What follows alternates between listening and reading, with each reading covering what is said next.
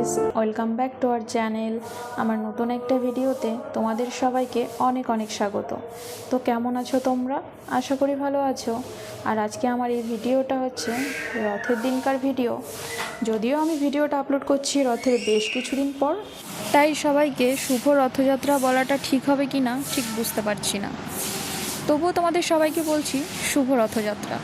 তো তোমরা রথের মেলাতে কেমন আনন্দ করলে অবশ্যই আমাকে জানিও। আর এখনও কিন্তু উল্টো রথ পার হয়ে যায়নি, তো সামনেই তো উল্টো রথ রয়েছে। তো যাই হোক, আজকে যেহেতু রথের দিন, তাই রথের দড়ি না টানা অবধি কিন্তু বাড়িতে আমিষ খাবো না। বাড়িতে কেন, কোথাওই খাবো না। আর সেই জন্য আজকে রান্না করব পনির। আর পনির রান্না করব আজকে, যেহেতু সেই জন্য ভাবলাম যে আজকে একটু পনিরের নবরত্ন কোরমা বানাই। তার জন্য দেখো এখানে কেটে নিচ্ছিলাম কিছু সবজি। আর আমার লাগছে গাজর, টমেটো, পটল, কাঁকরোল, আলু, মানে তোমাদের কাছে যা যা সবজি আছে তোমরা যা যা দিতে চাও সবই দিতে পারো। তো যেহেতু পঞ্চরত্ন পনির কোরমা, অবশ্যই 5 রকমের সবজি, মানে 5 রকমের, যাতে সবজিটা 5 রকমের ওপরেই হয়, নিচে যেন না হয়। তো যাই হোক, তো দেখতেই তো পাচ্ছ এখানে আমি জোর কদমে সবজি কাটাকাটি করছি। আর আসলে আজকে ব্যাপারটা যেটা হয়েছে, বাড়িতে গেস্ট এসেছিল, মানে সকালে গেস্ট ব্রেকফাস্ট করেছে, দুপুরে খাওয়া দাওয়া করবে না। আচ্ছা, দুজন এসেছিলো আসাম থেকে, হাজব্যান্ডের পরিচিত। তো সেই জন্য ওরা সকালে ব্রেকফাস্ট করেছে, আর আমি ব্রেকফাস্টে বানিয়েছিলাম লুচি আর ঘুগনি। তো সেগুলো তোমাদের সামনে ক্যামেরাতে মানে ভিডিও করতে পারিনি, প্রচণ্ড ব্যস্ত ছিলাম সেই জন্য। আর আজকের স্পেশালিটি হচ্ছে, দেখো এই পনিরটার মধ্যে আমি ভেবেছি একটু কাঁঠালের বীজ দেবো। তার কারণ হাজব্যান্ড কিন্তু কাঁঠালের বীজ খেতে ভীষণ ভালোবাসে। আর ও যখনই বাজারে যায় এই সময়, ও যদি এটা দেখে বাজারে, তাহলে ও আনবেই আনবে, মানে খুবই ভালোবাসে ও। আমিও ভালোবাসি, কিন্তু ও আমার থেকে একটু বেশি ভালোবাসে। তো সেই জন্য ভাবলাম বাড়িতে যখন এটা আছে একবার দিয়ে দিই, দেখি কেমন হয় খেতে। তো হ্যাঁ, যেটা বলছিলাম, আসাম থেকে দুজন গেস্ট এসেছিলো, মানে হাজব্যান্ডের পরিচিত। ওদের আসলে ব্যারাকপুরের সাইডে একটু কাজ আছে, সেই জন্যে সকালে এসে আমাদের বাড়িতে উঠেছিল, মানে হাজব্যান্ড বলেছিল আর কি। তো এখানে এসে ব্রেকফাস্ট করলো, আর ব্রেকফাস্টটা আমি খুব তাড়াতাড়ি বানিয়েছিলাম, সেই জন্য আর ভিডিও করতে পারিনি। তো ব্রেকফাস্ট করে হাজব্যান্ড সহ তারা দুজন বেরিয়ে গেছে ব্যারাকপুরের উদ্দেশ্যে, মানে ব্যারাকপুরে তাদের একটু কাজ রয়েছে তাই। আর সেই জন্য এখন হাজব্যান্ড ফোন করে বলছে, মানে এখন বলতে দুপুরবেলার দিকে ও ফোন করে বলছিল যে ও অ্যাকচুয়ালি বাড়িতে মানে দুপুরের খাবারটা খেতে পারবে না। প্রথমে ভেবেছিল যে বাড়িতে এসেই খাবে, কিন্তু পরে ওদের সাথে না খেলে খারাপ দেখায়, সেই জন্য পরে ফোন করে বলল যে ও বাড়িতে খেতে পারবে না, ও বাইরে দাদা বৌদির বিরিয়ানি যেখানে আছে আর কি, দাদা বৌদির বিরিয়ানি মানে দাদা বৌদির রেস্টুরেন্টে গেছে, তো সেখানে আজকে দুপুরের খাওয়া দাওয়াটা করবে। আরও বারবারই জিজ্ঞেস করছিল যে আজকে তো নিরামিষ, তুমি তো বাড়িতে নিরামিষ খাবে, তাহলে আমি কি করব? এখানে তো নিরামিষ, হোটেলে আর নিরামিষ কি হবে বলো, রেস্টুরেন্টে নিরামিষ বলে আলাদা করে আর কিছুই হয় না, সবই ঠেকাঠেকি হয়ে যায়। তো যাই হোক, আমি বললাম যে বাইরে খেলে কিছু হবে না, তুমি খেয়ে নাও, অসুবিধা নেই, তুমি রথের দড়িটা টানবে না তাহলেই হবে।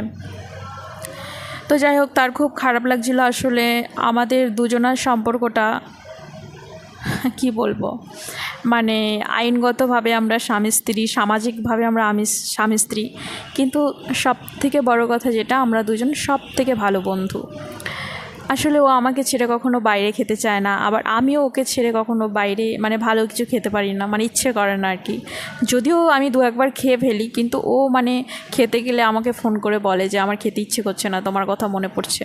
বা কখনো যদি এরকম হয় যে বাইরে অনেক পরিস্থিতির কারণে খেতে হয় ছেলেদেরকে বাইরে, সবসময় তার বউকে সব জায়গায় নিয়ে যাওয়া সম্ভব নয়, তাদেরকে বাইরে কাজ করতে হয়, 5 জন মানুষের সাথে মিশতে হয়, তখন খেতে হয় পরিস্থিতি বুঝে। কিন্তু সেক্ষেত্রেও কী করে, ও যেই জিনিসটা খায় সেই জিনিসটা আবার আমার জন্য মানে আবার আলাদাভাবে পার্সেল করে নিয়ে আসে, বা আমি যেটা খেতে পছন্দ করি সেখান থেকেই সেটা ও নিয়ে আসে, মানে ওইটাই বলে আমি এটা খেয়েছি তাই আমি তোমার জন্য নিয়ে এসে, মানে তুমি না খেলে আমার ভালো লাগবে না।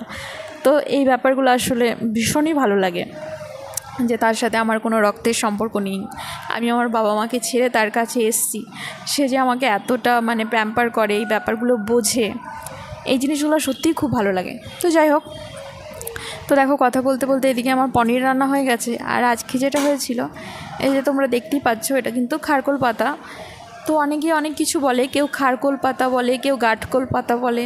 যাই হোক, আমার বাবার বাড়ির সাইডে এটাকে খারকোল পাতা বলে, সেই জন্য আমিও খারকোল পাতাই বলি। তো এটা কালকে বাজার থেকে আনা হয়েছিল, আর কালকে যেহেতু রান্না করার পর বাজারটা এনেছিল, সেই জন্য কালকে বানাতে পারিনি, ফ্রিজে রেখে দিয়েছিলাম। আর দেখো, ফ্রিজে রাখার পর দেখো পাতাগুলো কেমন হলুদ হলুদ হয়ে গেছিলো। তো যাই হোক, এই পাতাগুলো আসলে যেদিন বাজার থেকে আনা হয় সেদিন রান্না করলেই মানে ভালো, একদিন রাখলেই কেমন যেন হয়ে যায়। তো যাই হোক, এটাকে বাটা করব। এটা খেতে আমি আর হাজব্যান্ড দুজনেই খুব ভালোবাসি, কিন্তু যতবারই কিনে এনে খেয়েছি প্রত্যেকবার গলা চুলকেছে। তো জানি না আজকে কি হবে। তো এটাকে বাটা করব বলে এখন বাছছি। আর আসলে এটাকে বাছা পরিষ্কার করাটাই খুব ঝামেলার কাজ। আর এটা বাছতে গিয়ে তো আমার হাতের অবস্থা খারাপ, মানে হাত তো চুলকাতে চুলকাতে পুরো লাল হয়ে গেছিলো। তো ভেবেছিলাম হয়তো খাওয়াই যাবে না, কিন্তু লাস্টে খাওয়া গেছিলো, হালকা হালকা গলা ধরছিল। তো যাই হোক, এদিকে দেখো কথা বলতে বলতে আমার পঞ্চরত্ন কি বললাম যেন, নবরত্ন পঞ্চরত্ন যাই হোক, পনির কোরমা সেটা রেডি হয়ে গেছে। অ্যাকচুয়ালি আমি কথা বলতে বলতে ভুলে গেছি যে নবরত্ন না পঞ্চরত্ন। তো এটা হচ্ছে পনির কোরমা, পঞ্চরত্ন পনির কোরমা।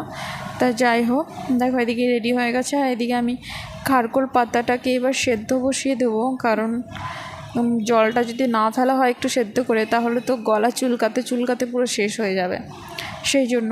আর আমি সকাল সকাল রান্নাটা সেরে নিচ্ছিলাম, তার কারণ অর্ক ঘুমিয়েছিল, আর ওর বাবা যেহেতু বাড়িতে নেই, ও উঠে গেলে আমি আর রান্নাটা করতে পারবো না, সেই জন্য আমি খুব তাড়াতাড়ি রান্নাটা করে নিচ্ছিলাম। আর আসলে আমি তো জানতাম না যে ও বাইরে খাবে, জানলে হয়তো সেদ্ধ করতাম। নিজের জন্য এত কিছু রান্না কখনোই মানে একার জন্য করতে ইচ্ছে করে না। আর আমাদের ছেলে, সত্যি কথা বলতে ওর অত বায়না নেই যে এটা লাগবে ওটা লাগবে, ওকে আলু সেদ্ধ ভাত দিলেও খায়, মানে কি বলবো, যেটাকে ফ্যান বলে বা মার বলে, সেটা দিয়ে ভাত মাখিয়ে দিলেও ও খায়, অত বায়না করে না। তো যার জন্য আমাদের মা আর ছেলের জন্য এত কিছু করার কোনো প্রশ্নই মানে উঠতো না, কিন্তু জানতাম না তো। তো দেখো, অবশেষে হাজব্যান্ড কিন্তু বাড়ি চলে এসেছিলো দুপুরে ওখানে খাওয়া দাওয়ার পর, আর তারপরে আমরা কিন্তু মেলায় চলে এসেছিলাম।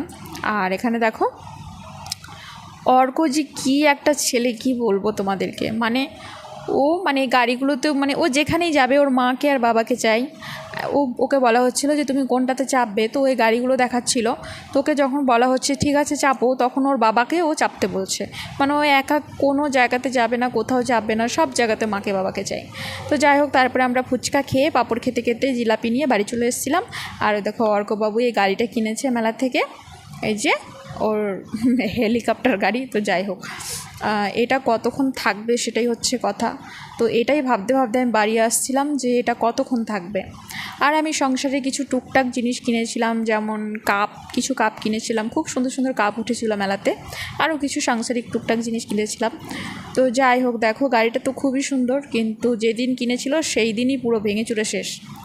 তারপরে দেখো অবশেষে চলে এসেছি রাতের খাবারে। আর আমি তো তোমাদেরকে আগেই বললাম ও গেছে দাদা বৌদির রেস্টুরেন্টে। তো ওখানে গিয়ে যেহেতু দুপুরে খেয়ে এসছে, তো আমার জন্য তো কিছু আনবে না, এটা কখনোই হতেই পারে না। মানে আমি এটা বিশ্বাসই করবো না কখনো যে ও বাইরে গিয়ে খাবে আর আমার জন্য সেখান থেকে কিছু আনবে না।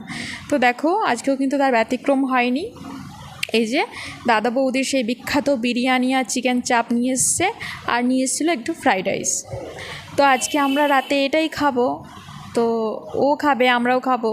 আর এই বিখ্যাত বিরিয়ানিটা, তো এটা তো আলাদা করে কিছু বলার নেই, এটা ভীষণই টেস্টি হয়। এটা তো কলকাতা ফেমাস, গোটা মনে হয় এখন গোটা পশ্চিমবঙ্গ বা ওয়ার্ল্ড ফেমাস হয়ে গেছে। তো যাই হোক, টাটা। ভিডিওটা ভালো লাগলে লাইক